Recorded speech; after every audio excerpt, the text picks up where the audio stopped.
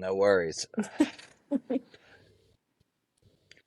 All right, what is happening, fam? It is your boy, the Soul Sativa, the Ayatollah of Indica, the Bobby Fischer of BHO, aka Ned Sparks, aka Donald Blunt, aka Willie the Cool Penguin, aka Lord Bongtimore. And I'm here with a brand spanking new episode of Let's Talk About It with a good friend of mine, mother, musician, mushroom connoisseur, Noelle. How are you this evening? I'm great. Thank you. How are Great. you? I'm great. I just got back from a little family trip with my kids. Went out to my mom's boyfriend's farm. It's beautiful out near the Blue Ridge Mountains. Got some good hiking in, some campfire and s'more roasting. Standard activities. Fun. Kids got That to sounds play on very the fun. tractor. That's always the best. Farm life. So, is this your first time doing a podcast? Yeah, this is my first time. Though I Cherry listen, poppin'. I love listening to the podcasts, but this would be my first time on What one. So, uh what podcasts do you like to listen to? oh, girly stuff. There's like one really popular one out here called What We Said. That's just like girl talk. So it's very lighthearted, and I like to listen to it because it's not anything deep, and I kind of, I'm like way too deep as it is. So We, it we like, need to escape sometimes. yeah, definitely. So that one lightens me up. And then I listen to um like some ex-Mormon or like ex-culty kind of podcasts because I'm that kind of stuff like fascinates me. That's great because you already know I wanted to get into that kind of stuff as well. I Oh, also am good. fascinated by it, and I know you have a bit of a history. Yeah, my family was part of a little cult there for a little bit, So, just a couple years. uh, how many years? Okay. So it's kind of like muddy because it wasn't so like cut and dry like that. It kind of like bled into across everything because it was more of like a theology than it was like an actual cult. So the theology was culty, and we did have like a moment where we didn't go to like a church. We had like a home church, and it was like just the people that like were really kind of die hard about that specific theology. So I think like officially it was probably like 2 years, but like the theology part was in there the whole time. So that like really never left. So, was it kind of like your family got into a religion and then just like things kind of built up little bit by little bit, and then you're like, oh wait, we're in a fucking cult. Yeah, that's kind of how that happened. I mean, it was the same religion. It's just basically fundamentalist Christianity, evangelical Christianity, like in particular. And we were under that title for like the entire time. But within that culture, there's lots of like debates and like factions and like disagreements about kind of dumb stuff like child rearing or um just like theology differences, like people argue about them and then they break off from each other and make like a new branch that's like its own thing that like is kind of scary, you know? So Right, right. it's kind of like that, if that makes sense. Yeah, yeah. So Yeah. it was more of a, a separation. Like we don't. What do you think were the biggest things that made that faction separate? At the time, like, okay, I it's hard honestly to remember some of this. I like purposefully don't think about it. How old were you? So I think I was in middle school or slightly before. I feel like it started around age 11. I, I want to say like the home churching thing. Um, and then I think there was like another church that got started like after that. Um, and they were part of that like all the way like through high school. I don't think they really left until I was in college, like fully left until I was in college. They switched churches at a certain point. Gotcha. And was Mm-hmm. that just like was that like for some other reason other than them being like we're kind of in a cult or Um, no, yeah, there was an event that happened, a really bad event that happened, but it kind of like opened their eyes to the fact that we were in a cult, or like that it was just kind of time to like go, I right, right. guess. Yeah. So they went to like I think they just switched back to like the mega church in our small town, so like the one everybody goes to. Uh-huh. Yeah. Yep. And so I mean I've always had a huge fascination because a really good friend of mine growing up and you know their family was were Moonies. Are you familiar with them? No, what's that? So the Moonies are they follow Some Young Moon is his name. They believe that I think he's a Korean dude. Believe their thought process is that he's like the second coming. Like Oh, great. he uh, at one point, and I don't know if he still does, but he definitely owned the Washington Times. Oh, Um, so whoa. yeah. So I mean, that's kind of crazy when you think of like people who are you know the second coming owning major media, but also is it any different than Jeff Bezos owning the Washington Post? You know, Right. but like my buddy Derek, his parents got married at like a mass wedding at RFK Stadium. I think his sister listens to this podcast, but I don't really care. What up, Alex? Um, you know, Derek was I've known him. I've known their family since I was like 5. They lived around the corner from us, and you know, like some of the kids that Derek hung out with from the church, like they were definitely what I always like associated like the youth group kids, you know? Like, Hmm. you know, I just feel like those kids were different than me, right? It's like I'm as a Yep. teenager, I was out running around, right? And they were all like hanging out doing churchy stuff, Yes. you know?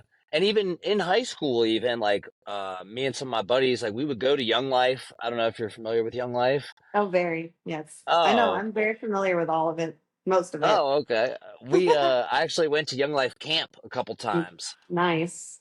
It was great, Yeah, honestly. people love it. I've never been, Uh, but I heard people loved it. there was a blob there, so That's you know awesome. you jump off the big dock and get blasted into the lake like big zip lines. That's We so fun. actually the first year I went with my buddy and we brought like a pack full of pre-rolled joints and like found ways to sneak off and smoke like the whole time. That's great. The second year we brought a half gallon of Jack Daniels, and like after we had told everybody what a blast we had the year before, all of our like crew came and like, dude, at night we would just like get a bottle of Pepsi, empty half of it, pour a bunch of Jack in the rest. Like almost got caught. Uh, They're like, you're the but best missionary. You brought all your friends. Like, Dan, how did you yeah, get everybody here? and like um you know, I mean, it was cool. It was definitely an interesting experience. But the youth group kids were like different, like you know, and Derek kind of towed the line, right? Like his buddies were from there, but like he wasn't really with the shit. Right. And you know, he actually, I mean, I know it's at least Alex and Derek, it fucked them up a lot because Alex is still kind of crazy and has her shit she's dealing with. And Derek actually killed himself Oh no. after, like, not as a direct result of that, I don't think, right? Like, it's crazy because he was actually the first person, this was back in like 2007. And I remember he stopped going by the name Derek, started calling himself Dex, and was trying to like fill me in on how we're living in the Matrix. Hmm. And literally, and so like at 19, I'm like, I mean, and mind you, I like have always had been on the conspiracy minded thought process. Right. Um, but like we're in the Matrix. Like, come on, dude.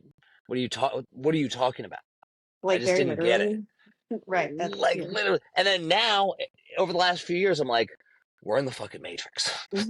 Yeah, you can't get it till you get it. And then once you Like get it, you can't stop at that talking point, about it. now Yeah. mind you, he'd show up at the skate park. They'd tell him to put on a helmet, and he would like put on a literal lampshade, chug a bottle of Robitussin, and then start skating.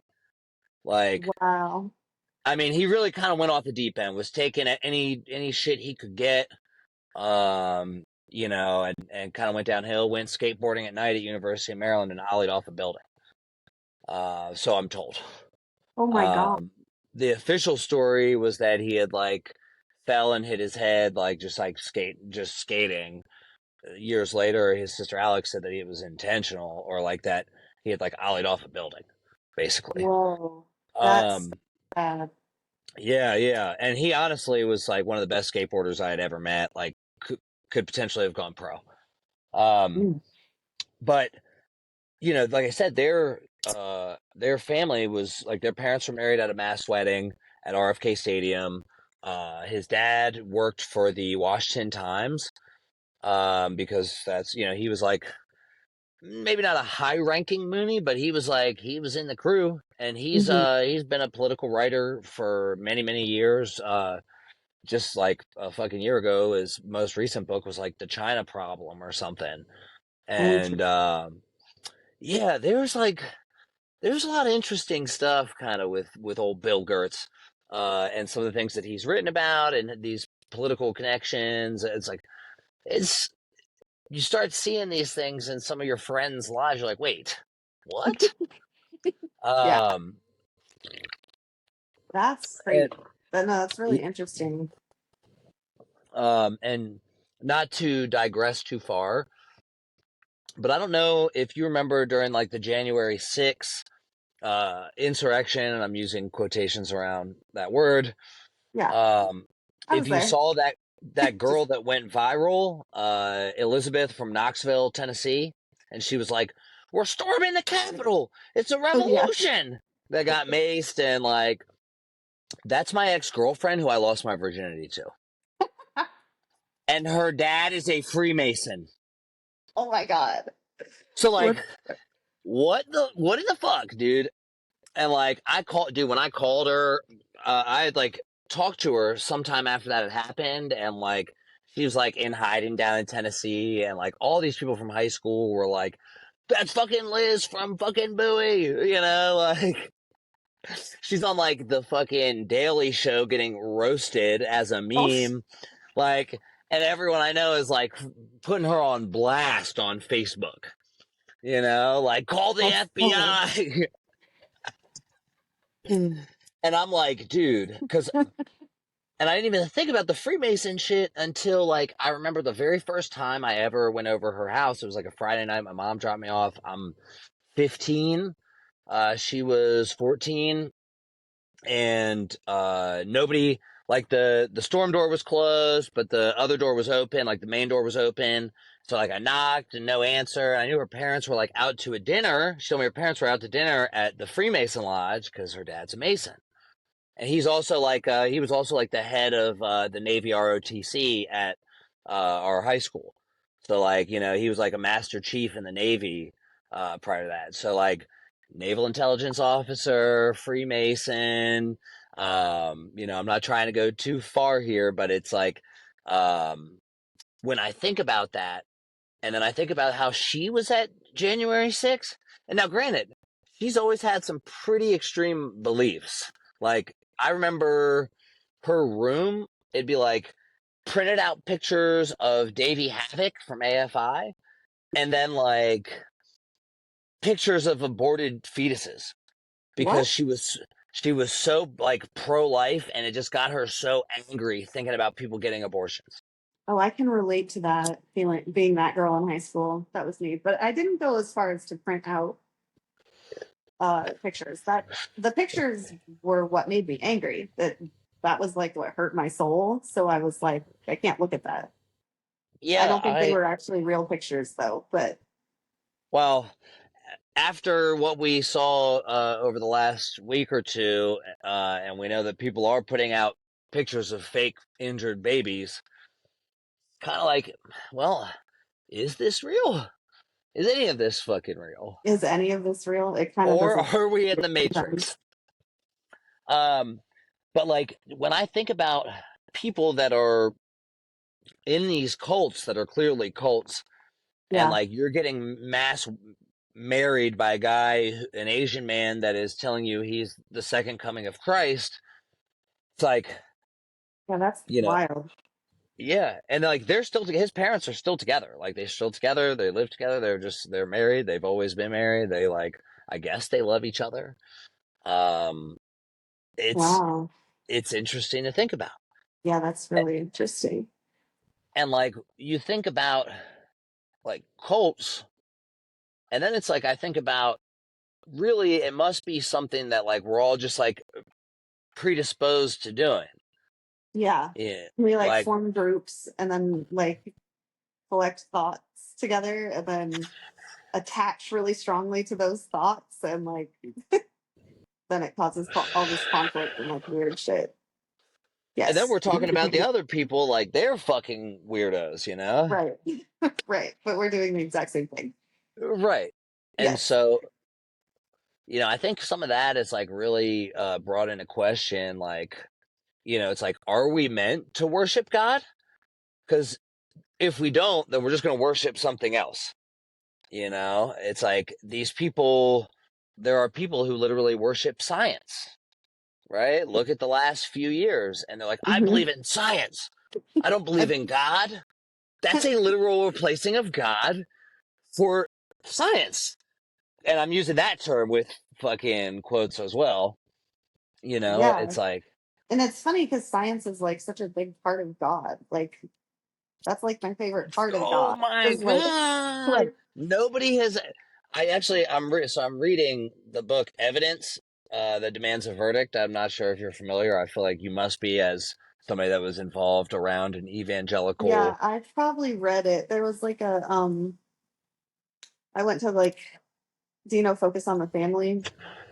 Uh, Well, they're like, they're part of that whole like world.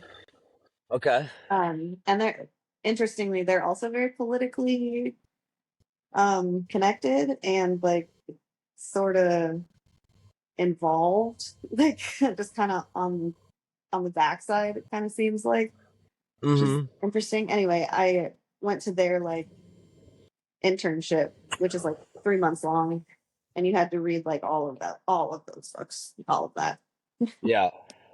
Um, but in that book, I'm not super far in it, but a buddy of mine gave it to me, and I love to read everything, and religion and people's beliefs have always intrigued me. Hmm. Um, Me too. and I've always like while I've definitely engaged in my fair share of drug use, a lot of it, especially when it comes to psychedelics, has been around connecting with God, trying to find God and understand shit, trying to get a peek behind the veil, so to Yep. speak. Same here. Yeah. Um, Been my which, experience as well. which obviously we could get into, and we will 100%. Um, but when I think about that, right, it's like I think it is important, right? And you look at world religions and how they play into so much, and like they Yeah, dictate so much political situations, so much. uh geopolitical conflict throughout the entire world. Yep. um I mean, right now, obviously, we're dealing with, I mean, literally, U.S. as a Christian nation is about to jump into battle in the Arab and Jewish and Israel nation.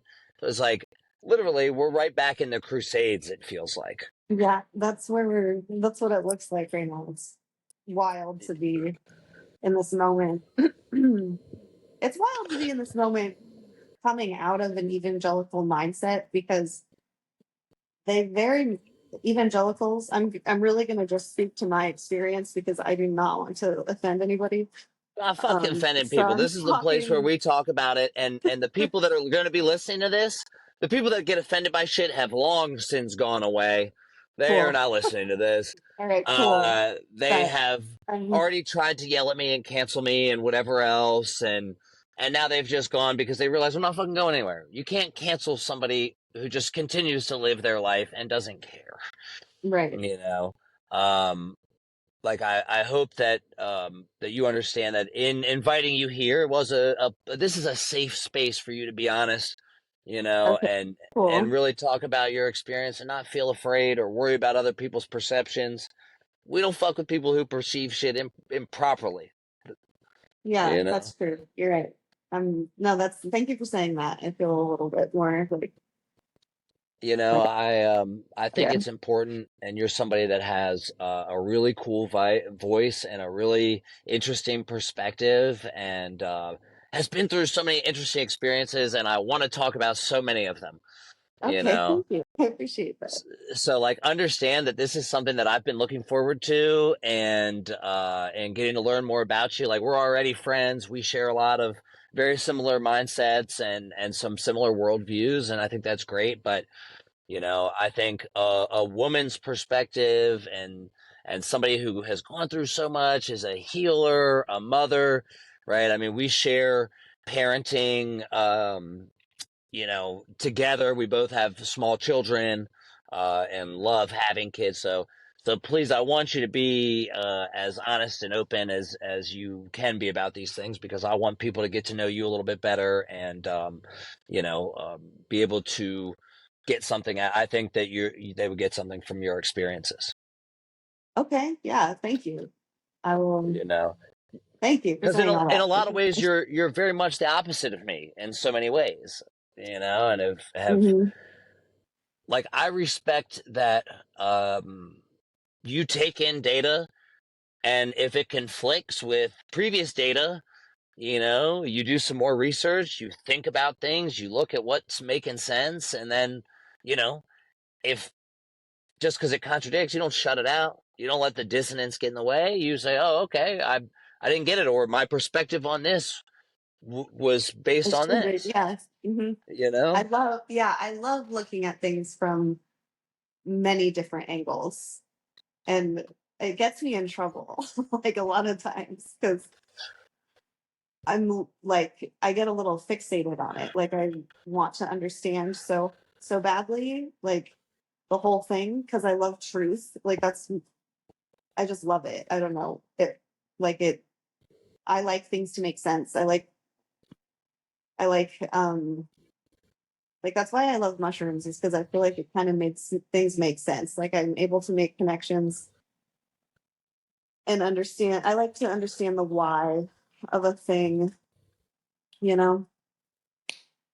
So I have to look at it from like, multiple different perspectives, and I typically do that just by listening to other people and like reading other people's experiences.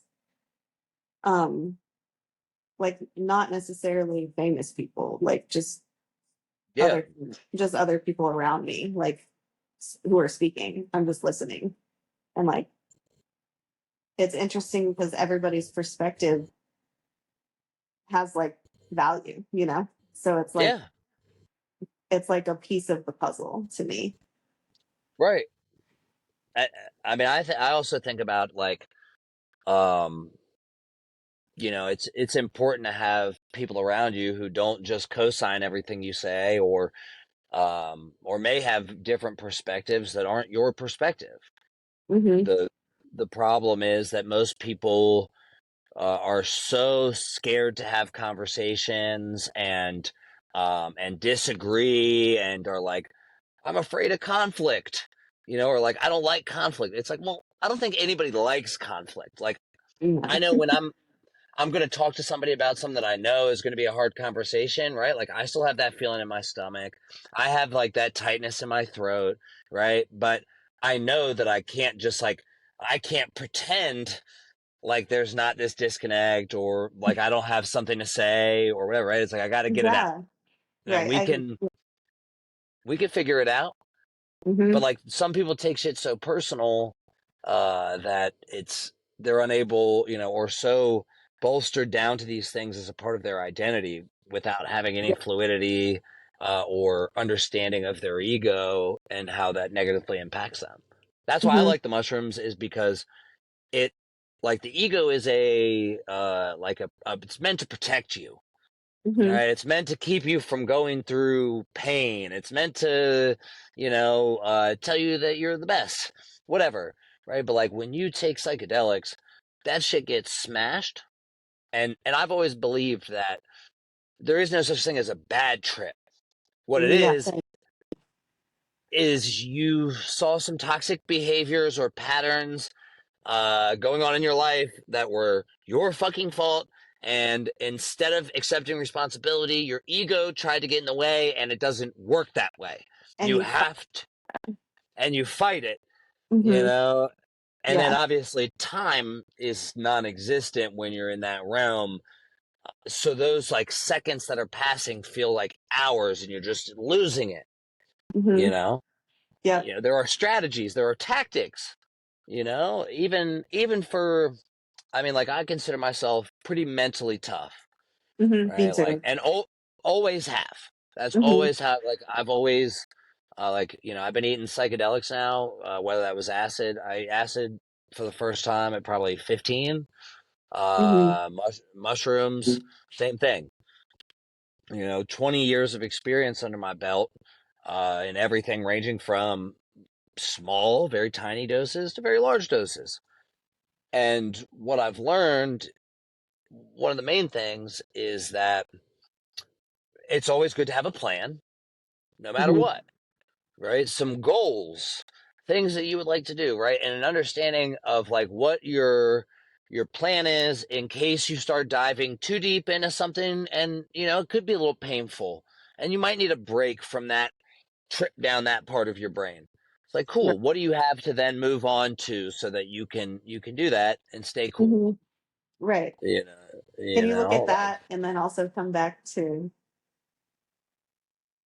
the moment? Because like that's kind of the thing. It's leaving the moment. Because like the mushrooms make the moment very, very cool, like with yeah, color. yeah. And like it's a very great place to be if you can get there. Like your brain has to kind of like get over or get through.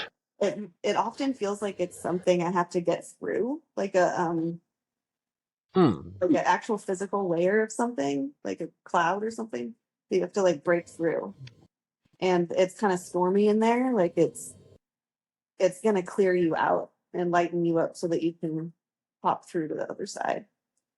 But like Yeah, some people get stuck there in that storm and like that's a hmm. bad trip. Yeah, that's a good way to think about it. I feel like it's always very emotional for me in a lot of ways. Like, Mm-hmm. um, Cleans you out for sure. yeah, like I always liked it because it was like a way that I knew I could cry. Uh-huh. And not necessarily like I'm sad crying or I'm happy crying. It's just, oh, You're there are crying. tears Yeah. flowing out of my face like an anime character, you Yes. know? And you're laughing. Um, Usually laughing hysterically hard, right? Yeah. Right. Uncontrollably. And it's just like when you finally get to the point where you're done fucking peaking and you're laughing, it's like, oh my God, that just felt so great. It's like I just needed to get that out. But Uh-huh. also having some very like I think of some times where I was tripping with like a buddy, and like having, it was like my old business partner, and him and I would basically lock ourselves in the old shop and take a lot of shit, It'd be like sometimes it'd be mushrooms and acid, Whoa. and him and I would just like build for hours, just going through different life shit, and I mean some of that shit is intense. Hmm. It's like I think about also the what tripping has been throughout the different phases of life. Like as a teenager, it's like you're tripping with all the homies and like, I mean, I tripped a lot with like my girlfriend. She was like my favorite person to trip with, like fucking rad. And from like 17 to 21, we ate a lot of acid. And it's like so it was always like I always liked some one-on-one experiences, and then I feel like Hmm. during the pandemic, like 2020, I did a lot of solo trips. It was like my kid's mom had left while she was pregnant with my son, and uh I had to do some work, It's like I threw the yoga mat out, right? Had my rig or like my Puffco and my bong and my magic herbs and my little crystals, right? Threw on like the 528 hertz on the TV YouTube Good. and just got to work down on and traveled the galaxy for about 6 hours on that yoga mat. Just trying to go through everything and really take some honest evaluations of where I was at, what I had going on, what I wanted to accomplish, what did I need to do in my relationship, like where was I at fault. It's like Hmm. it's about doing real work, you Yeah. know. And for some Hmm. people, the idea of being blasted on 7 grams of mushrooms, scraping your third eye open, um, like it's hard to focus on that stuff. But Yeah. like again, that's where the intention comes in. That shit is a Hmm. medicinal practice, in my Yeah. opinion. Yeah. Definitely is. Which is why people charge $3,000 for some trip sitting. Yep. People are desperate for this, like I think. Why else are people and it's interesting that it's very wealthy people that are paying us so much for that. It kind of cracks me up. Is Like, it? I mean, some of them are probably the least happy. exactly. Which is funny to me. Like that's why it's funny because it's like we're down here already tripping balls. Like we're there. You know what I Right. mean? We get it. We're like How else can sitting we live here. this life? Right. We're gonna just like sit here and wait for them and watch them spend $3,000 when they could just come hang out with us. Like, Yeah. you know, like what? It's Why are you doing it like that? Like that's so dumb. well, what's crazy, I've been thinking about like doing that for years. Like I need to go get like a little piece of land, put together some little tiny houses, like 4 or 5 of them, each with like a little different vibe, like a cool tripping vibe, Because sometimes the energy, you got to change the energy. Maybe one room isn't the vibe, and you got to go Hmm. vibe in a different area. Yep. Um, I think that's important. Um, and fucking setting it up to fucking do that for people, you Yeah. know. Yeah. I've Obviously, thought yeah, it would about it cost too. money. I didn't know Yeah. that people would potentially pay thousands of dollars, Right. It's funny but because you got to they think just don't need. insurance and, if you're trying to do things legitimately. But there are companies that are doing this shit already here in Maryland. Right. It's just funny to me because it literally just throws me sports. And like people just did it on accident, like back in the day. And like, Yeah. I don't know, Somebody it's was just trying to find funny. something to eat, and then they Right. said, I don't, my stomach hurts. Like Whoa, what is happening?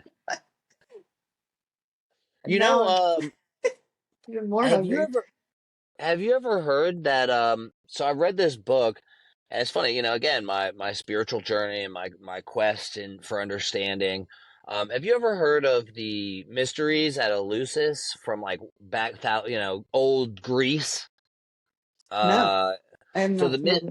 the mysteries at Eleusis were like basically the who's who of Stoicism and early, old school Socrates, Plato, the whole gang.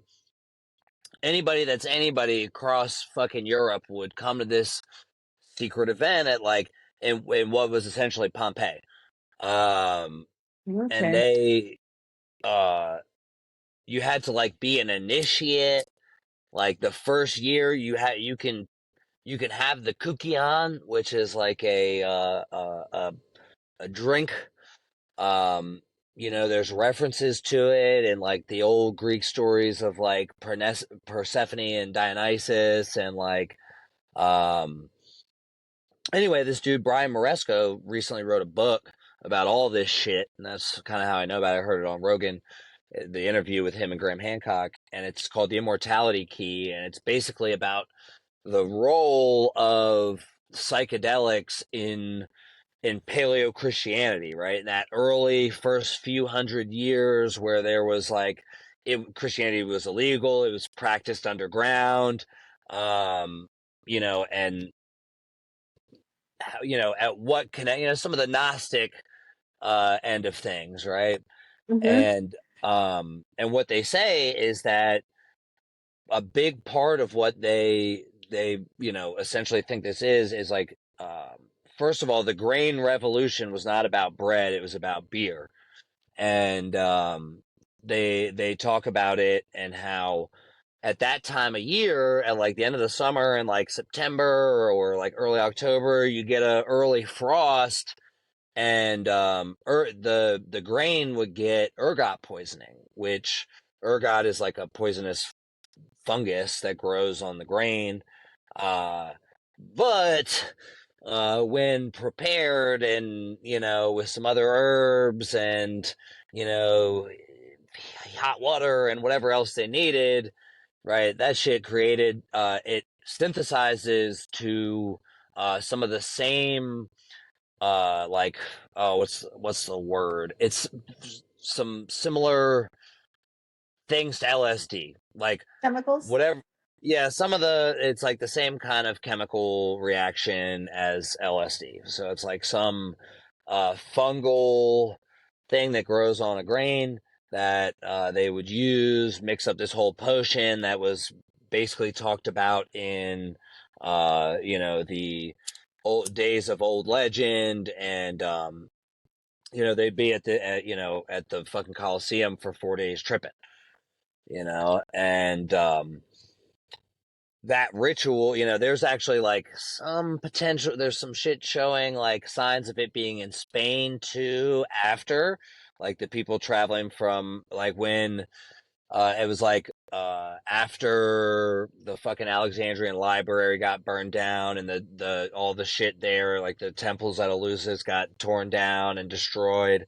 Um, that's like when they started seeing signs of it other places around like the other parts of Europe and shit. Um, and this dude like basically like started a whole new era of study with this book, and highly suggest reading it. But he like makes a lot of comparisons of like Jesus to Dionysus and like specific words that they use to describe Dionysus that like are very comparable to how they like describe Jesus, and like kind of some of the pagan continuity theory, Mm-hmm. about how basically just kind of attaching all these dates to like already holidays that the pagans fucking celebrate, right? Pagan meaning non-Christian, Right. non-Jew. And it's definitely worth a fucking read, I have because heard of it actually. Yeah, the Immortality Key. yeah, I'll definitely check it out. it's Yeah. one of the best books I've read recently. I actually think I'm going to go back and reread it. It's kind of slow in the beginning because he's talking about like kind of the history of wine and like all this shit and how they find certain things and like what they're looking for in these stones. And he's talking about like archaeobotany, like where they're like really like using a certain type of technology to like see what things were in these like beer stones, and then like these other glasses like cups they found throughout the area, like I mean, the motherfucker was in the Vatican Library. Like, that's like a place I would like to go. Right. Underground Vatican Library. Like, Got some secrets for sure. oh, yeah. Definitely check it out. He actually, that dude, Brian Moresco, just did a second episode of Rogan like a month or two ago. Worth checking out, worth listening to. Cool. Yeah, I'll definitely check that out. But like when you think about it, it's like the way they describe like eating the flesh, like it's like the flesh of my flesh, blood of my blood type shit. It's like uh there's like somewhere in the Bible they reference like manna, and the word they use for his flesh like could potentially mean mushrooms, because like I mean I heard somebody say once that taking mushrooms, the way they felt was like they were basking in God's love. Yeah, that's what it feels like. And that's, to me, I couldn't have even thought of uh a better way, Mm-hmm. to like think about it. And like, You know, why would that be like a scary thing? Like why is that? Why does that scare so many people? You know? well, I think the legal status scared a lot of people. Well, that's what I mean. Why did it scare the people who made the legal status what it is? Hmm. How did we get? Well, because I I really feel like because those things like mushroom. I mean, I'll talk about mushrooms because that's really the topic, but I think it is broadly all psychedelics, and maybe it's just my personal psychedelic use coupled with like my thought process and things that I thought at an early age. But I feel like psychedelics really, like, I always really felt like things were bullshit, right? Like my dad would tell me to do something, but that's not how he did things. And I'm like, Right. well, that's not how you do it. And he'd be like, we're not talking about you, me, Al. We're talking about you. And it's like, well, like, shouldn't you set the example? Yeah. But taking mushrooms and acid and some other shit really made me say like, oh, some of this social norms and the way the world is, like these structures of authority, these are all bullshit. Yeah. Like this is bullshit, and I'm gonna say it. Right. And so like if you're in power, right, I would assume that you don't want the masses all thinking like, hey, these people are some bullshit. We could find some ways to do this better where, the majority of us are getting fucked, so like we need to Right. find a way to do this. Like we could shut this shit down. There's not a lot of them. There's a lot of us, Right. Yeah. and like I mean I think about some of the shit like I mean like the Catholic Church, right? It's like, well, do you want people taking mushrooms and having direct access to God? Or do you want to have them giving you money every Sunday and you act as the middleman between you and God? Like you're a middleman between the humans, the regular people, and God. That way, I mean, look at the fucking Pope, dude.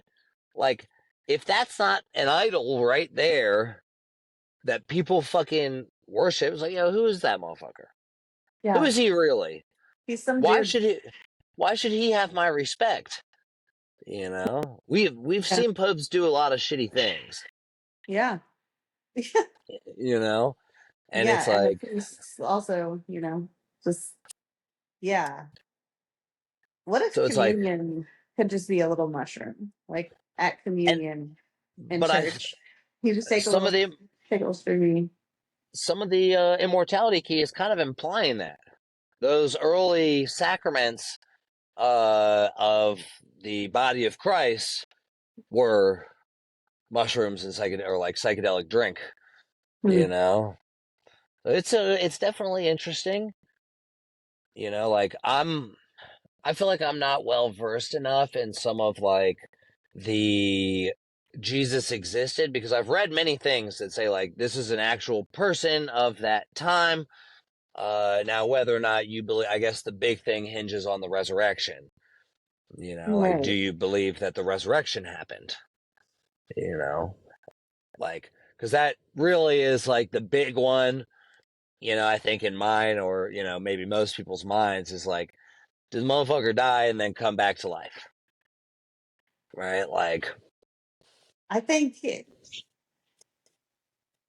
we do that anyway. Like, and maybe he just revealed that we did that yeah. I anyway. mean, the way I've always kind of looked at Jesus, it's like, He is stepped not through the the veil on purpose. He tore the yeah. veil down. And like in pagan stuff, we talk about the veil of like in between dimensions. Like like even at Halloween, which is kind of like perfect for it now, they say like the veil gets thin, and that's why the dead are able to like pass through the veil, and like we see ghosts or like whatever. So it's just interesting because in the actual Bible it says that when Jesus died, the veil ripped in half.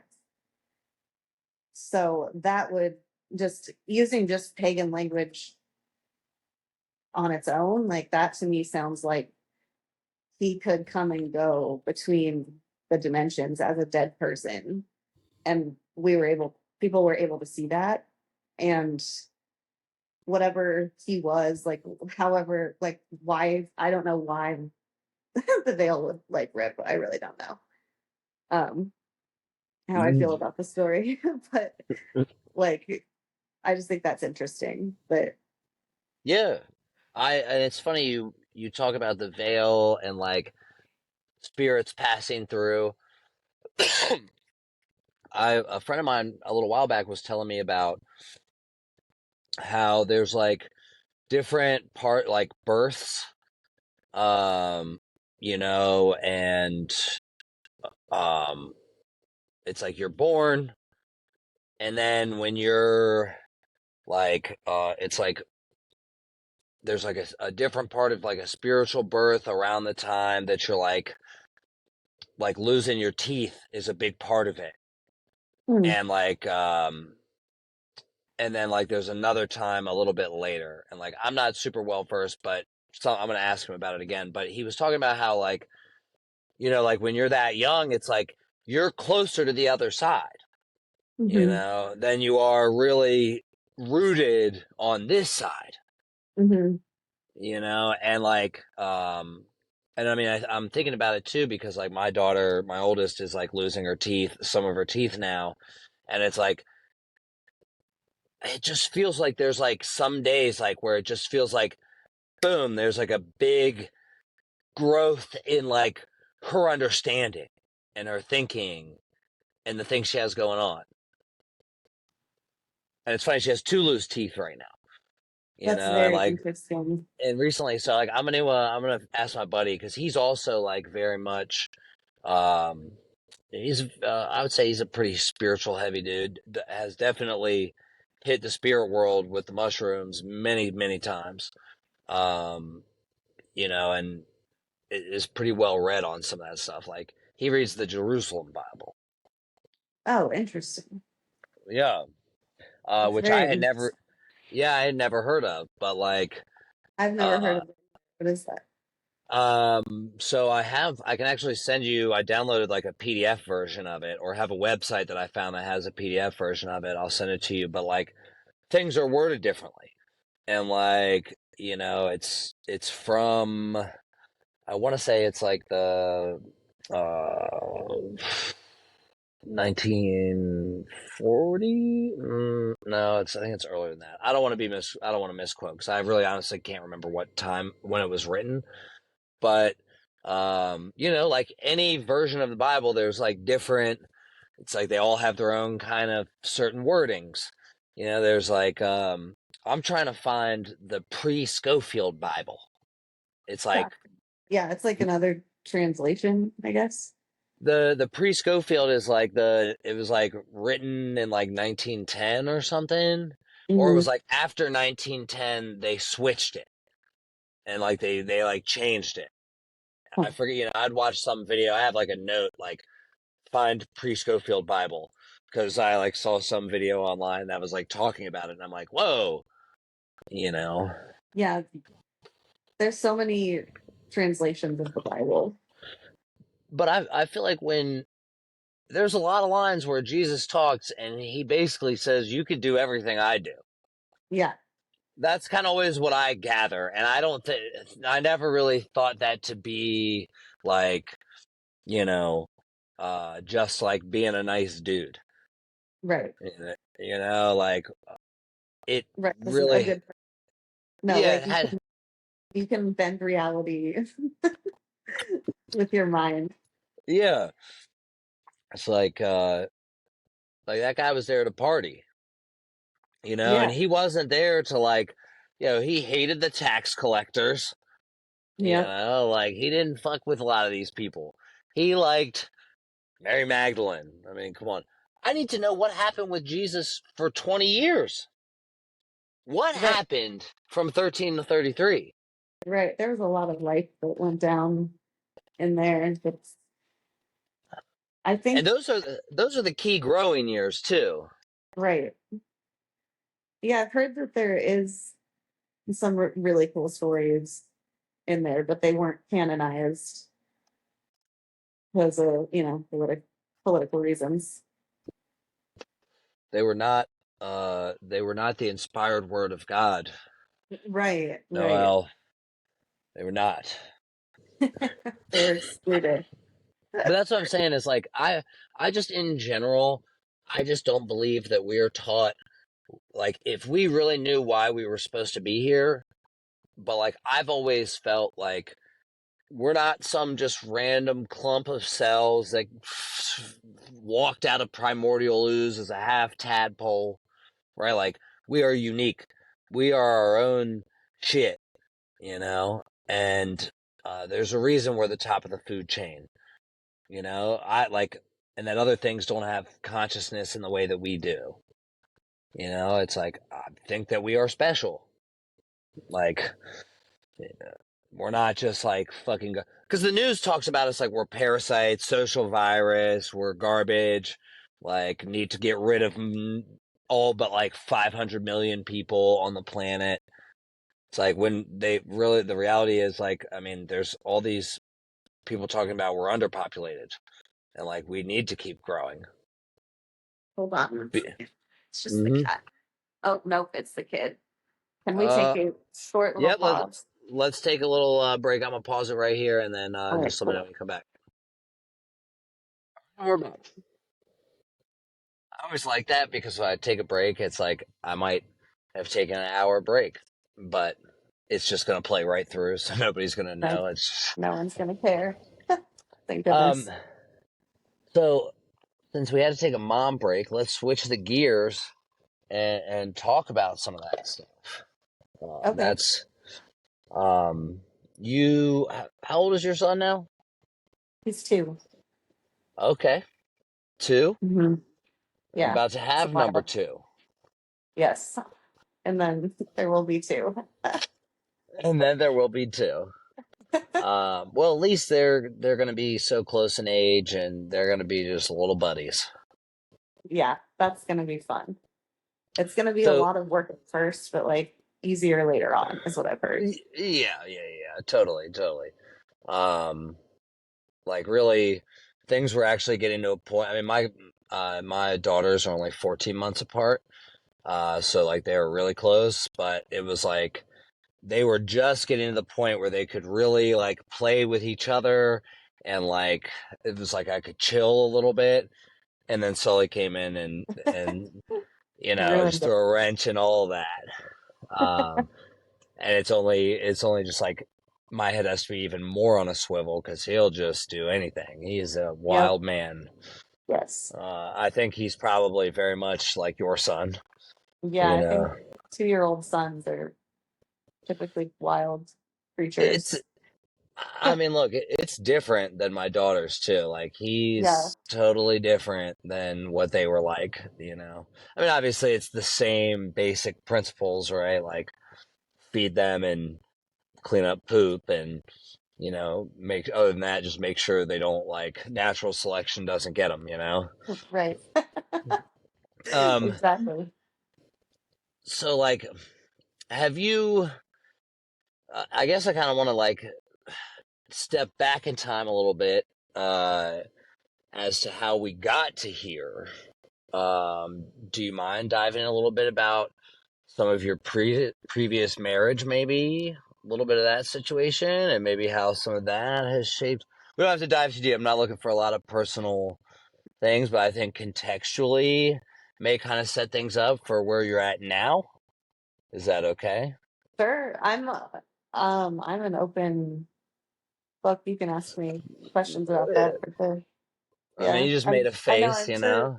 I'm sure people are pretty curious, and I didn't really talk about it like at all. So So um and I let's was like talk pretty about yeah, I was like pretty it.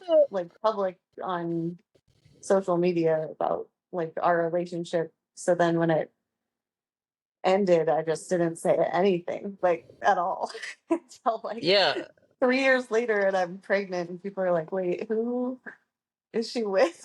Like, no right, idea. Like right. so yeah, there is like a giant gap there. I'm sure some people would like build. So yeah, Well, I we can like talk about it. I think when I had met you via the interwebs, I definitely had like creeped all through your page and was trying like any normal human, I think, um, trying to learn who you are based on the things Mhm. that you had posted. Maybe you were working in the industry at the time. Oh yeah. Okay. Yeah. Yeah. So that's probably how you came across me or whatever. Yeah. Yeah. And I heard some of your bodacious jams, little clips of music that you had posted on the gram, uh, and obviously those seemed very inspired, of course.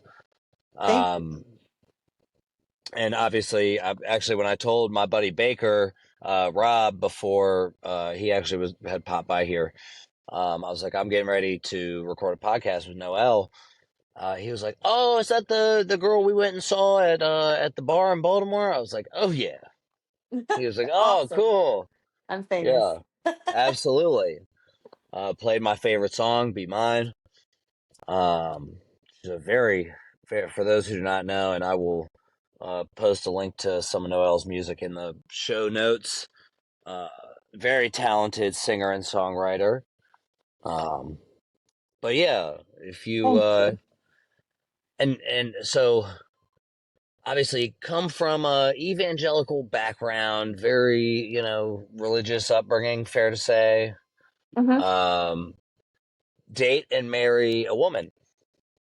Yeah, What? it was wild How did times. that? How did that come? Like, did you? What did your parents think? Oh, they were so sad. Oh man, it was not a good time in our family, like at all. I blew the whole thing up, unfortunately. Everybody was very upset. Yeah, it was um, big. It was a big deal. and Uh, then uh, how did you get to a point of saying things are different and I don't want to do this anymore? Was it? I mean, just like oh, you the know, church wise. Okay, yeah. So, um, okay, yeah. So let me just start at the beginning of the story. Um, because I guess my ex would have been this like second girl that I dated officially. And the first one was kind of like, I don't know, crazy. It was like a weird situation. Um, but I think, ironically, well, I don't know. For me, I think I felt safer dating women than I did dating men because of the evangelical upbringing thing. Like, I was just it was really hammered into me how gross men were. Like and I I was also actually didn't going to ask how yeah, you switch teams. yeah, it was like So thank you for answering that preemptively. yeah, and it was like also I didn't want to get pregnant and because I've never been about birth control, it always makes me feel really gross, so I don't like it. Um like the the hormonal stuff. Right, right. Um so rather than take birth control, I just, thought I'd try women. And by that point I was like 27 and horny as hell. I mean, I had not had sex yet at 27. So I was like, You were the and it wasn't, 27-year-old virgin? yeah. And I was not like, and it was not because people did not try. Like, it was Right, because right. I was that holy of a person that I could say no until but the problem was I couldn't get married. Like, Mm. also people tried, but I couldn't do that. I couldn't do it. I said no every time. And like, I don't know why. I don't know. I couldn't. It was like it was again because of the evangelical upbringing thing. It was like so men were just so gross and in charge, and so it was like if I had, I couldn't make that commitment because I needed to Wasn't not into it. feel. Yeah, exactly. And Okay. I didn't like consciously, intentionally like do that like well I'm just going to go for women. It was like I was actually attracted to these women, like there was Yeah. legitimate attraction there. um and so yeah, I when I met my ex, we were mostly just friends at first, and then um I kind of like fell in love with who they were as like a person. um like super cool person just like before um everything happened with them. uh just like a really cool person, and like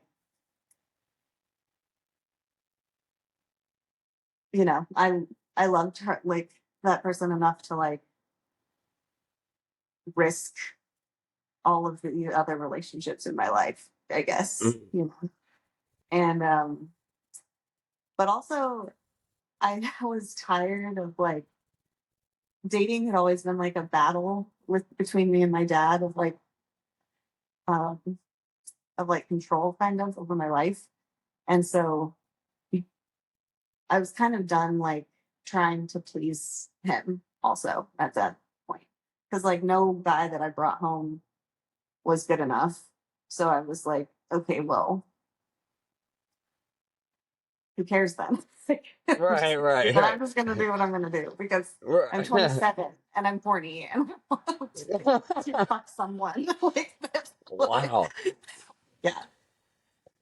And That's I don't want crazy. him and I didn't want him to know. So I was like, well, I guess I'm just gonna try girls.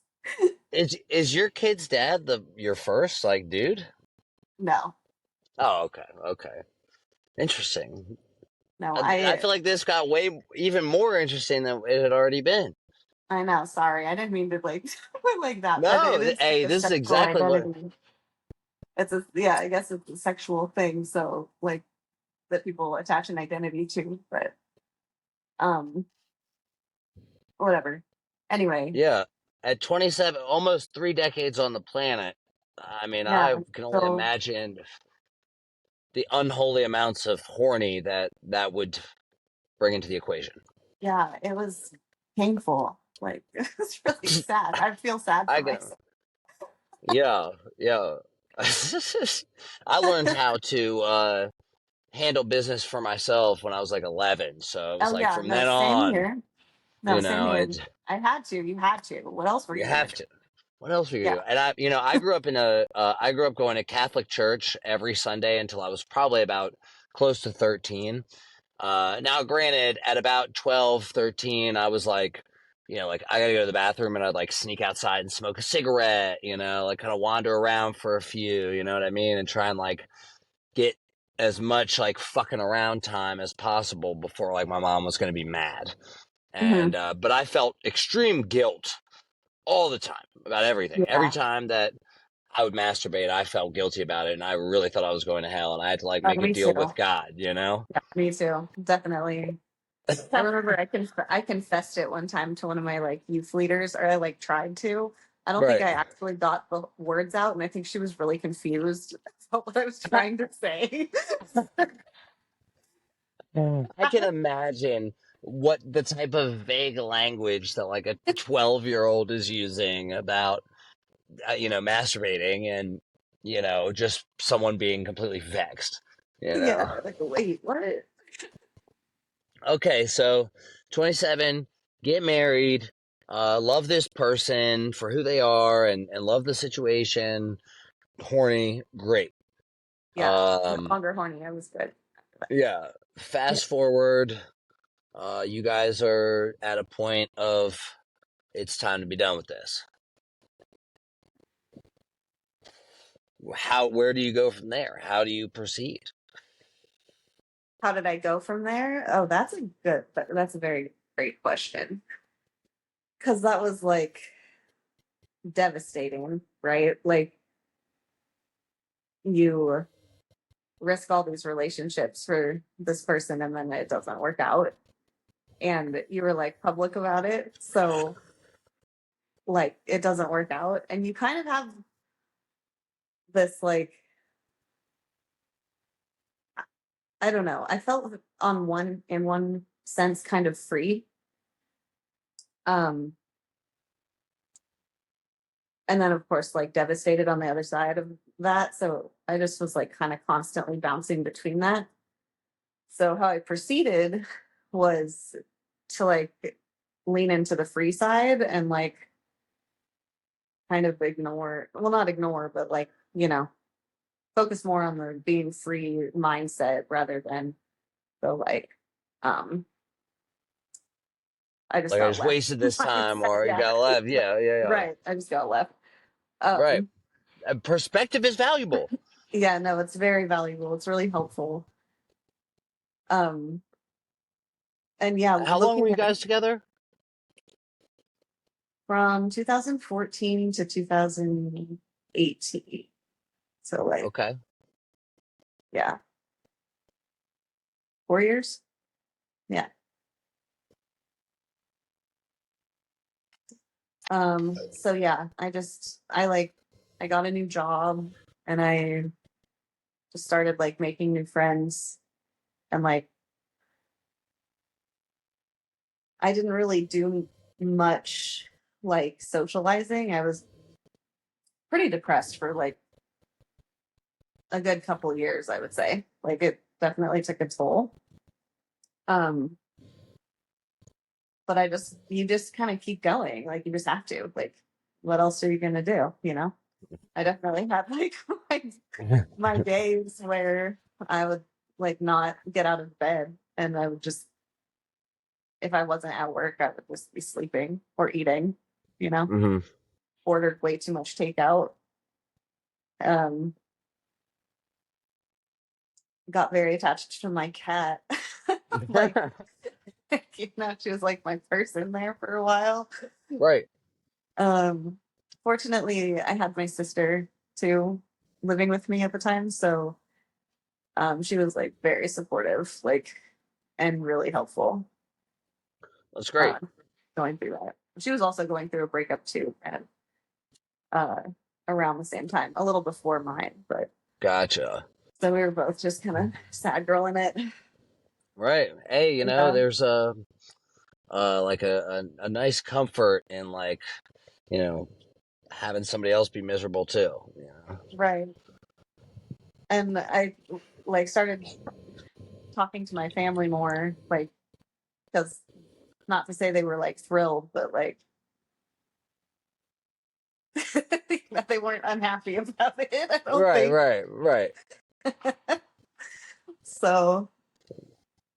Like, and at first that like made me mad, But Uh, then I was just like, whatever, I'm just gonna like talk to you guys because I just don't have anybody else to talk to, like, I guess.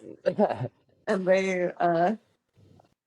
they've been really cool actually. And they have grown a lot too, like through that whole experience. mm-hmm. Um, they're like far less legalistic, um, and just more like loving, accepting people, I think. So we all had to go through that for us as a, Yeah. yeah, I had to go through it to grow through it. yeah, exactly. Do you so now your thought process, um do you feel like your thought process has changed since becoming a mother? Like Oh yeah. how far different had you envisioned what your thought process would be as a mother? Like how has that changed versus what you are actually as a mother now? Yeah, loaded question. No, I feel like a completely different person. Yeah. Having a child completely changes you. And it's really lonely because, like, who you were before, like, people can't relate to that anymore. Like, you go into like this 100%. whole new world and nobody gets it. Nobody gets you, and you can't explain it. Like, you just have to do it or else you don't get it. So, like, it's I very didn't get like, it before. yeah, you can't get it before. It's just like It's like, something, dude, my homie has to hang out with this fucking kid. right? It's like that's all I do all day. Yeah, Like, wild. It's so and fun. It's it like, really is. yeah, it's like going back to your it's like being on shrooms, honestly. It's like kids' brains are like on shrooms all the time. Like that because they're not fully developed yet. So it's like, everything is like so magical and huge and like, Well, and I think if we how you like I like break things down to like such a simple form when I'm like, it's like some of the questions that come out of my mouth are just like so simple. And honestly, now that you said that, it is very, very childlike. And I like hear my kids say something, and I'm like, damn, that does sound like something I would say while I was tripping. mhm, Or like yeah, something I would think while I'm fucking, mhm, and for them, they don't even like me. My pathways are all just being rerouted at the moment. They just yeah, don't even have those pathways yet. right. They're just forming them, right? That Yeah. are right in front of you, which is so You crazy. know, and like, I find myself at like crossroads a lot where it's like, what do I tell them? They're asking me a question that I feel like, I could give them an answer, but like, it's not the societal answer. And how do I proceed? Right. It's And like, how do you get them to like come up with their own answer or like see multiple answers or something? like, It's parenting is such a fucked up job because like, I feel like you're not gonna know for real like whether or not you did a good job until like 25 years in. You right. know, And at like like two and a half, at their like worst, you're like, I've failed you already. yeah, You're a monster. I don't know what to do. it bees like that sometimes.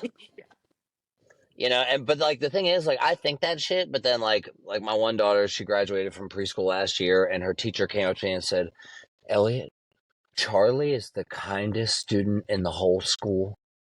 And Oh, I'm that's so nice. like, I don't feel like I feel like I don't. Not a lot of things make me feel pride like externally.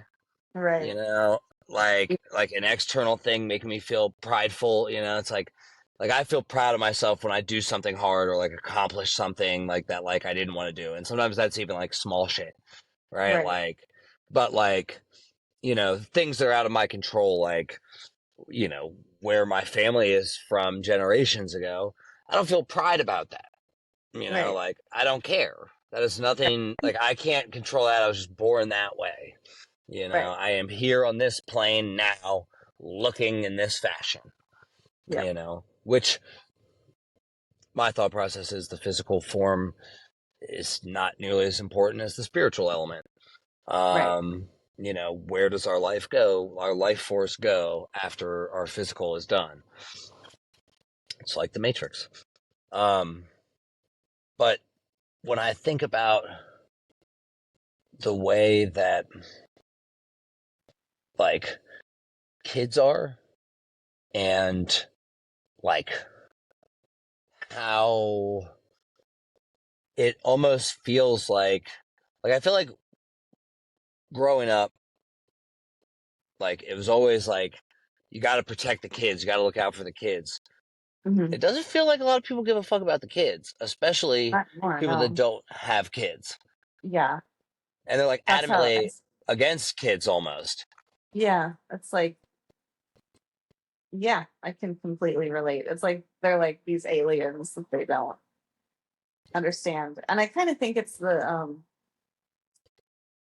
technology generation, honestly, because like kids are very, very in the moment, and that's a very challenging thing for people to be in right now, Yeah, more and more so, I think. So I think it's like kids are kind of intimidating in a way. right. And um, I also think that there's, given the rise of social media and, um, the way that our attention spans are, and like people are, and I hate to use the word, but very narcissistic. They're very self-involved, very self-centered. I mean, I know myself included at times, Mm.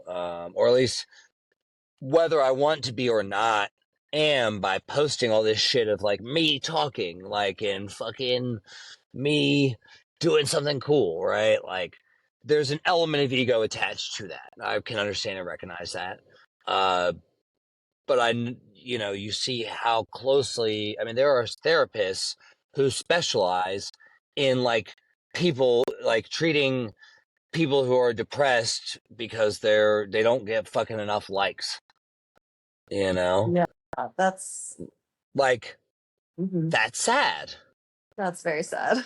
Yeah. I mean, and being somebody that's grown up in like all stages of social media, from like Live Journal and Um, Zanga to MySpace and Friendster, and Facebook, when you had to be invited by somebody that was a college kid, right. where And when you made a status, it said so and so is, and then you had to add fucking whatever after. Like, I remember when they got rid yeah, of the is, yeah, that I was like a remember big too. deal. Yeah, Um, like, I feel like I remember the day that MySpace died. yeah, Uh, me too. and it's um, and it was so fun, right? It was fun back then, Yeah, it was right? really fun It's back then. not fun now. No, it sucks. Like, It was a it's like trap. I do it because I have to in some ways, and honestly, I'm about to like start. I feel like the stuff that I really want to be talking about and like would really require some extra work.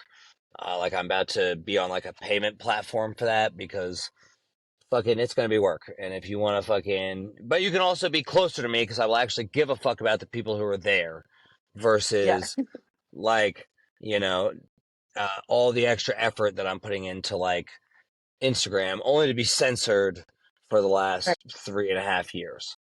It's right, just like, it's not worth it. right, They maybe want to move to TikTok, right. and I feel like I already had. It's like a longer version of Vine, and I already had Vine, and it was great, and I don't care for that like I Yeah, did then. right. It's like, and so when people are at this point where they're very self-involved, looking at really only caring about themselves, it's like, I mean, the thing about kids is that teaches you sacrifice. Like, that Hmm. teaches you how to be selfless beyond any form of selflessness than ever, right? It is saying, I'm going to put this little life force human's needs before my own, whatever that Mhm. means in whatever these moments are as they come. Yeah. And it's That's a like, big commitment. it's a big commitment. And then it's like also in that is like the greatest gift that you can get in life. And it's like in the video game, it's like, the treasure. But you have to like Yeah. you have to sacrifice in Mm. order to get it. Like, and people can't like no one else can get it. Like I said, you can't get And it you till have you to fight the big boss yeah. before you can get, and the big boss really is actually you. Yeah. You're the big boss. You are Yes. fighting yourself Yes. and like everything wrong with you, Hmm. because it's like there's always a choice in how you interact with the kid. Yep. At least that's how I think about it, right? And sometimes it's like if I yell at them, it's like, fuck, I don't even need to yell at them about this shit. This isn't even a big deal at all. God damn it. They It's also like, like will interact with you how you interact with them. So it's like pick your pick your battle or pick what you want, Pick your it, I don't know. no, you're Honestly, right. it's pick your phone or pick your kid, Mm, honestly. Is what it is, what it comes down to. yeah. There's an element, I feel like I'm like absolutely terrified, paranoid of like, anything. So like my head is on a swivel, Hmm. and it's like, but I see other people and it's like, I feel like they are way more chill than I am. But also I feel like I can't helicopter my kids because I think that's what fucks up a lot of kids. Hmm. I feel like the generation after us, like, it's like that's really when that helicopter parenting shit was really starting to come into play. You Hmm. know, Yeah. like, um, like my parents did a pretty good job of letting me like have my own freedom.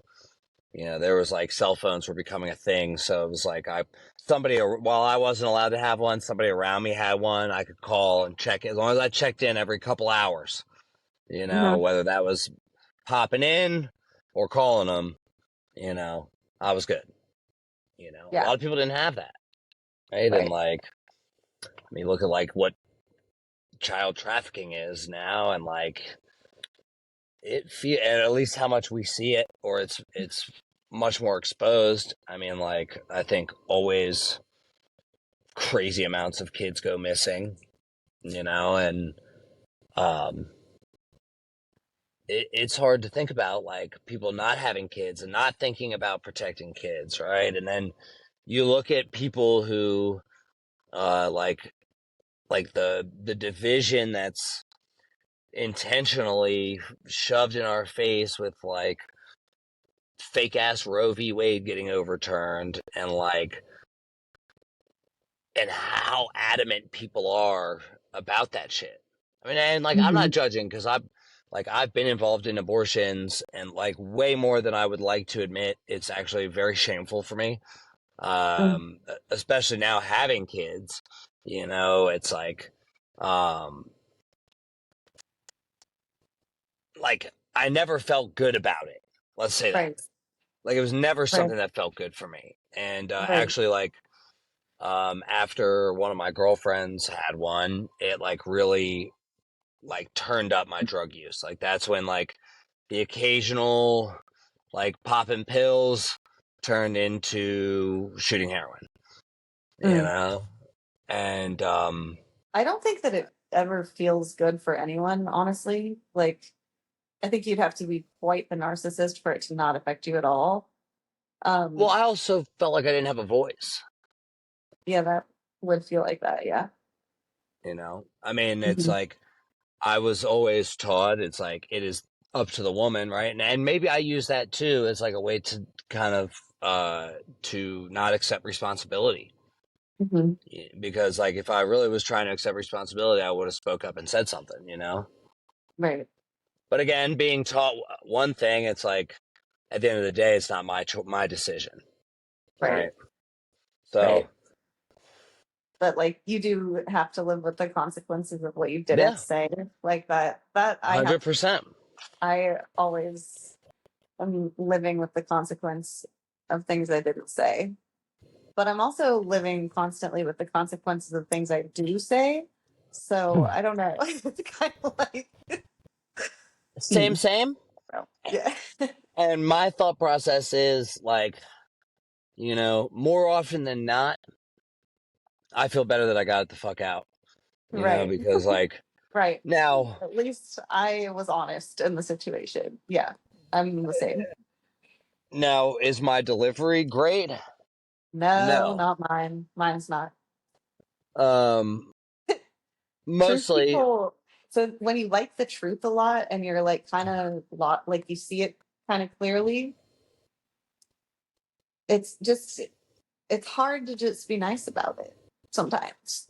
well, it's Just because sometimes it just is what it is, and yeah, that's okay. But we yeah, need to deal with it from a perspective of this is what it is. This is what the truth is. It's not what we want things to be. This is what right, they are. right. We have to figure out what our options are within this framework to achieve the goal that we want. But Yes, but if we're lying, then we're building a shitty foundation and we are not going to be able to accomplish the mission. right. Whereas if we could just be upfront or honest or like get to the exact nature, like it might be painful, might be a little Yes, uncomfortable, it might be, and that's but okay. then you get through it. Kind of But then like you get when there. you're on, kind of like when you're on shrooms when you can't get Every through. You know, same thing. Yeah, very much so. When was the first time you did mushrooms? It was um let's see. Must have been in 2017. Okay. Break that Um scenario down for me. it was with my friend, um, just like at her house. And it was really fun. Like it was very recreational at that one. Um, I really had like a good, very easy first experience. So it was very chill. And I think I like wrote a poem about my mom. Um, and the place that we were at, my friend's house, was like really fun. She was like really into art, like weird art. And so there were like very colorful like paintings and stuff on the wall and like Barbies. There's like a Barbie leg shelf. It was like Barbies nailed to a piece of wood and their legs were like out and it was like the shelf. So you could like hang stuff on it. Weird stuff, like weird stuff. So like being high like at her house was like being in fairyland or like in some other, it was like I felt like I was in Alice in Wonderland. That was like my life analogy was Gotcha. being being in Alice in Wonderland at that point in time. Yeah. And it was And like I think it was a very gradual thing, like as far as like healing with mushrooms. Like at first it was just kind of fun. And then it didn't get like really intense until like later on. mm, did you feel the next day like things were different? Yeah. Like yeah, like my brain was literally different. Like from that point on, you know? 100%. Like Yeah. I feel like it was very clearly different. Uh-huh. Like I opened up so many doors. Like Pandora just didn't couldn't go back in the box. Yeah. I think my first time was a lower dose. Like I think it Mm-hmm. was maybe like half an eighth. Mm.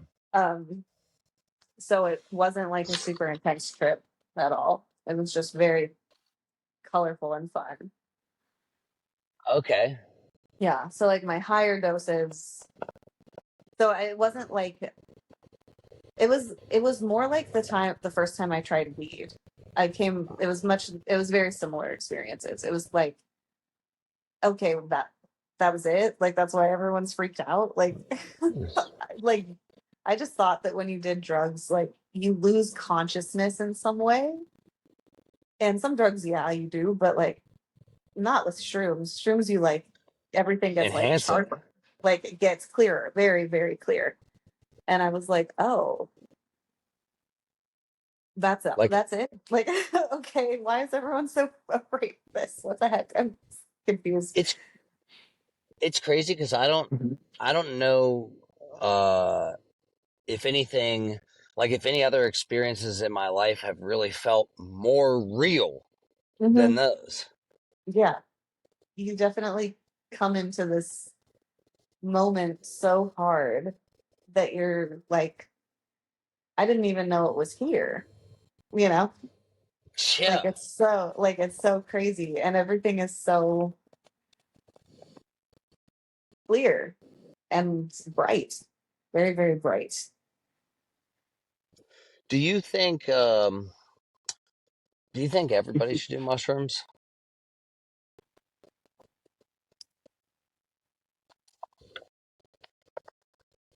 I would have said yes, like 100%, like even just a few weeks ago. Um, but I've personally seen people who had a predisposition for schizophrenia do shrooms and then have a break. So, or have an episode or something. So I would like to know more about that or like look at that from a few different angles before I say yes, everybody should. Because I also think that there are other ways to get there. Like very often, I think it's one tool, it's one tool, but there's like many ways of getting into that headspace. And I think we're really separate from it because of just our whole lifestyle. Like we're not connected to nature like at all.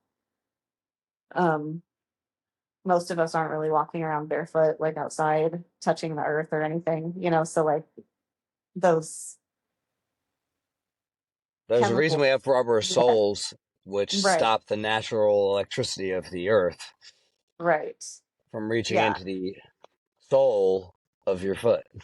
Yeah. And I feel like if we were living more like how we were meant to and designed to be living, it might be easier to just kind of attain those states naturally. Not that shrooms isn't natural. It is a natural way of doing it. It's just more intense. But for for me, they were very healing. And I think they can be for like a lot of people. I think it really depends on the person's ability to manage their thoughts. Like if there was a person who was like very anxious all the time and like dealt with like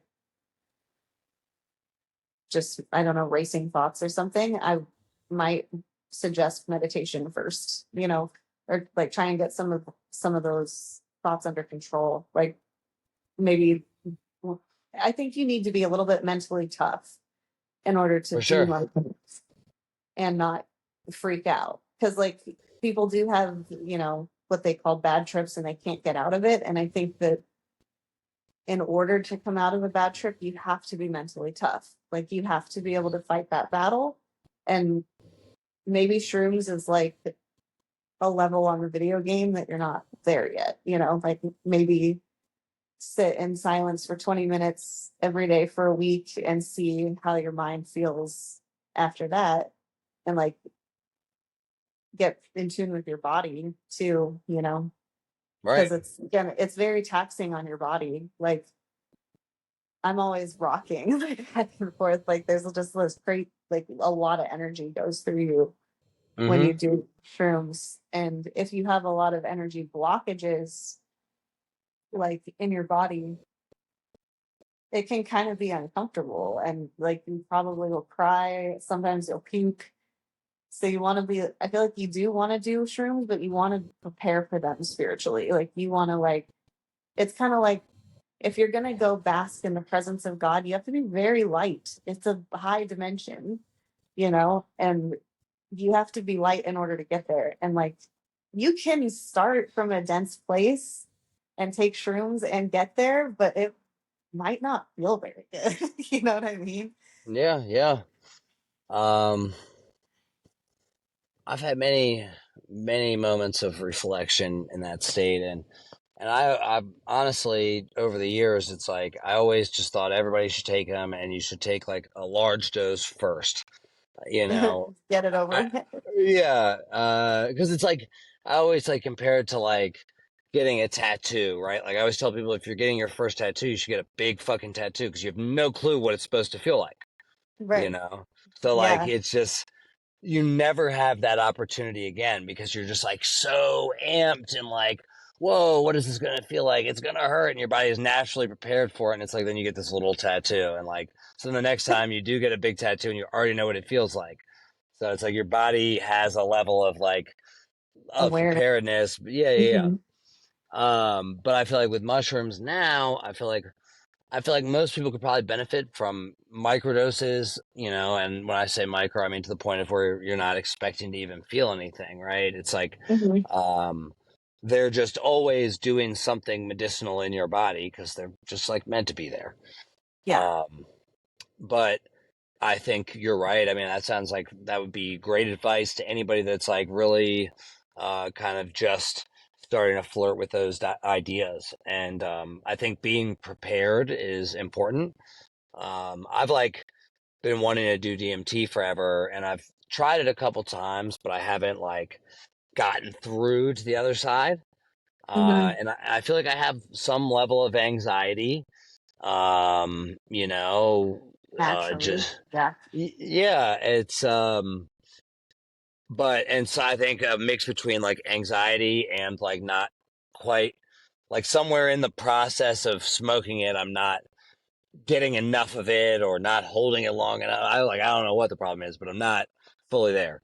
Um, I actually just finished reading the Rick Strassman study book on DMT, and there's so much I learned in that book. Like one, you touched on schizophrenia. He went to the Freemasons looking for money because Scottish Rite Freemasonry always invests money in schizophrenia research. So I want to know is what is the connection of schizophrenia and why do Freemasons want to know as much as they can about it? What are they not telling us about it? You know? That's But terrifying. That's a very interesting. I didn't know that. I didn't either until I read this book. Hmm. Um, and but he talks about one of the biggest things that I always thought would be an issue is the clinical environment in which you're like doing these things. Like, dude, imagine for a study you're like fucking doing DMT at a hospital, like all these hospital noises happening and shit around you, where it's like, you know, one of the key factors that's always been a key factor for me is the environment in which I'm at needs to be something comfortable. It needs to be Alice in Wonderland. Like it really You does. know? Yeah.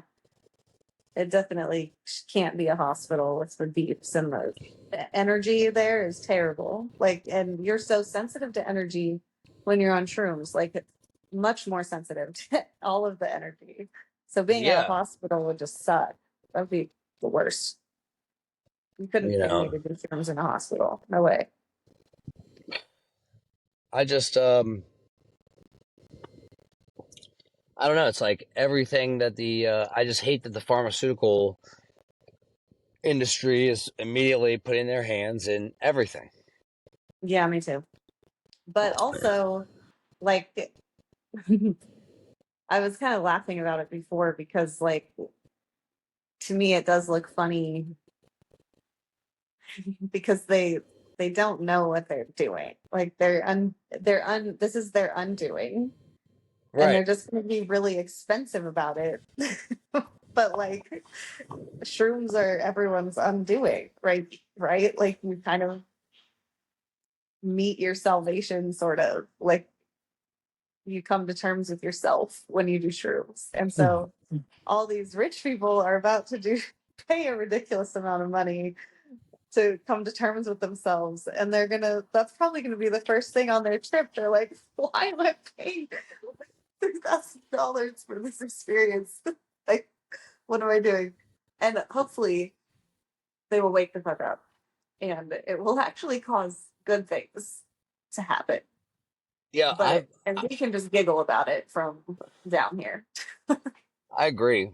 I think I've been talking about how I think that anytime police are like in an officer involved shooting, no matter what the situation is, as part of their like while they're on their leave or whatever, part of their process to get back out on the streets is they have to go through a series of mushroom therapies, include where they deal with the shit and their fear and anxiety as to why they fucking pulled a trigger on somebody, for justified or not.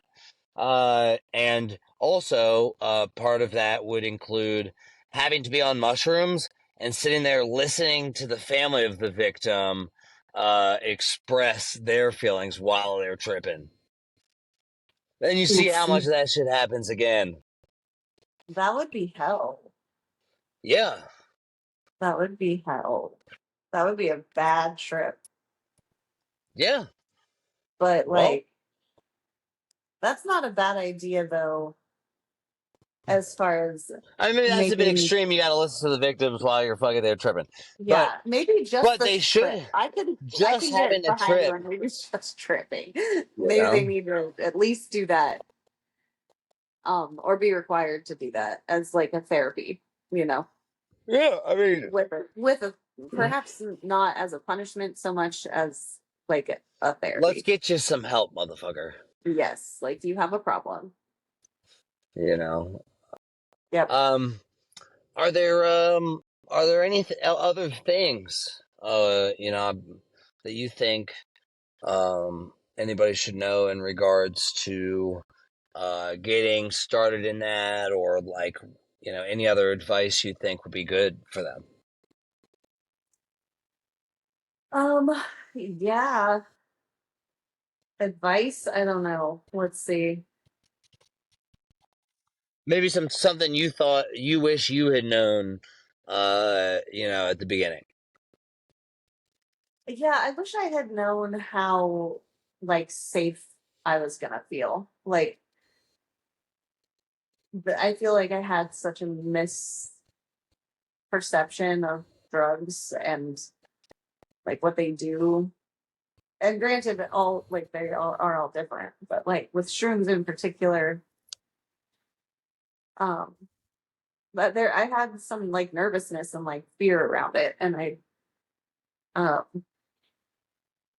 I just kind of wish I knew that I would be more aware instead of less aware, and I wish I knew like how relaxed my body would actually feel at so that you don't just to take some of the fear away from it. Like, it's just really not as big of a deal as I thought it was going to be, you know. Um, Yeah, I think that's important. yeah, like, it's not scary. People, I feel like, get scared of the bad trip idea, and um, and I think most people kind of know that it's their own thoughts that are they get stuck in that are causing the bad trip. Um, so yeah, I want the perspective to be more on the like, it takes you back to how you were when you were a child, like just the kind of way you saw the world, like very colorful, very like the distorted a little bit, like the shapes are distorted, kind of, and it just you feel like it doesn't have to be a bad trip, like it doesn't. It's not all that. It's not. It is emotional and it is like work, but at the end of it, it's a complete spiritual reset.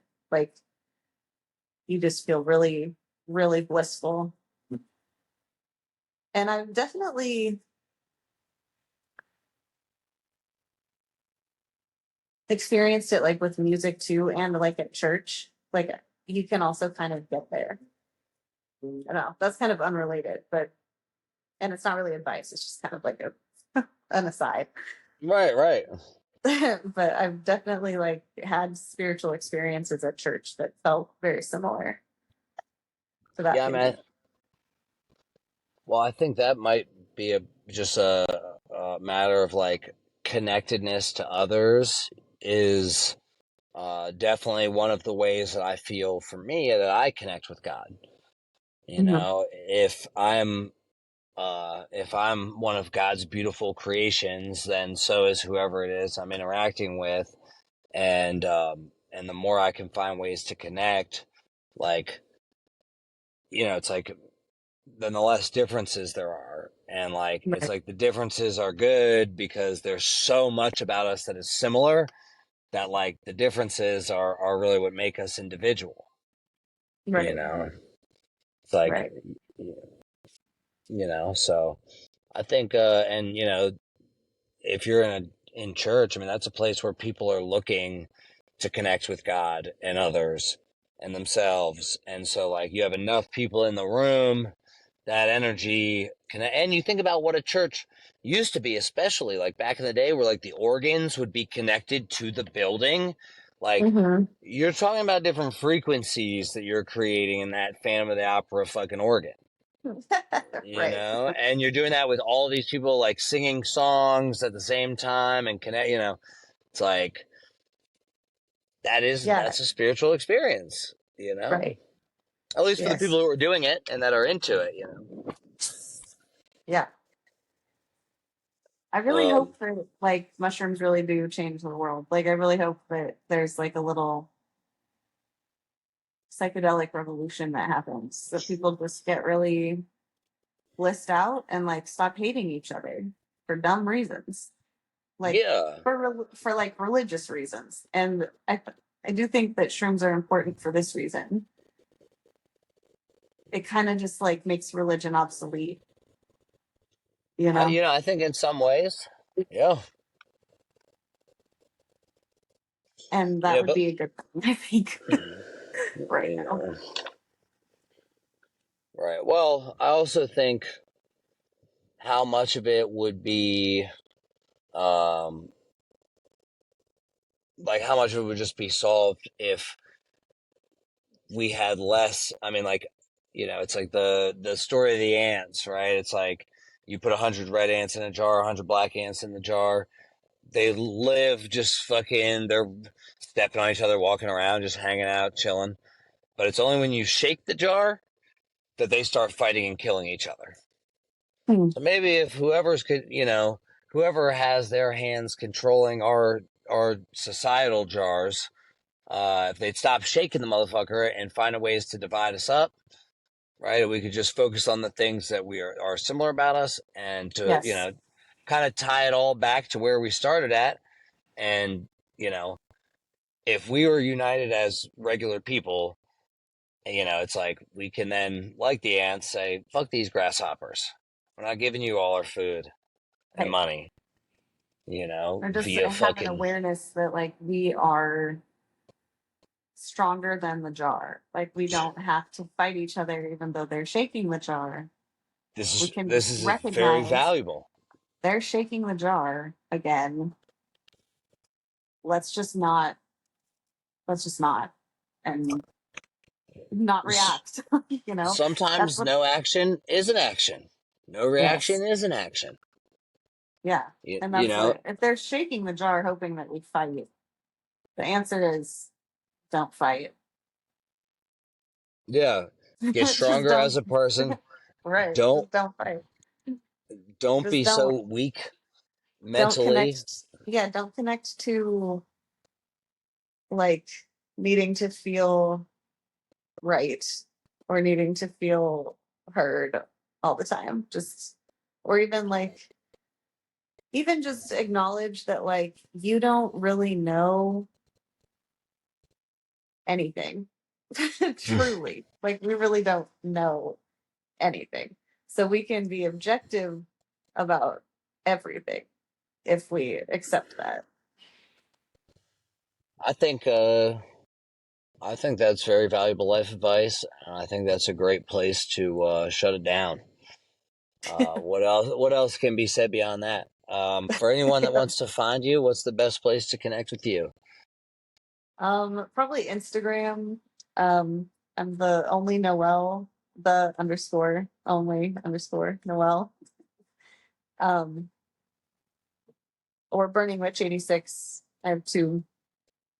I use the only Noelle one for like music stuff mostly. Okay, Yeah. great, great. I appreciate you taking some time on a well, it's late night for me. It's probably fairly chill for you. But I appreciate you taking the time. I know we've been talking about doing this for a little minute. Um, I'm very excited. I definitely need to get you back after you have two, and tell me how you're feeling once you get in the swing of things. All right. Yeah, I'll definitely keep you posted. All right, please do. Hold on, I'm Thanks gonna for just having stop. me.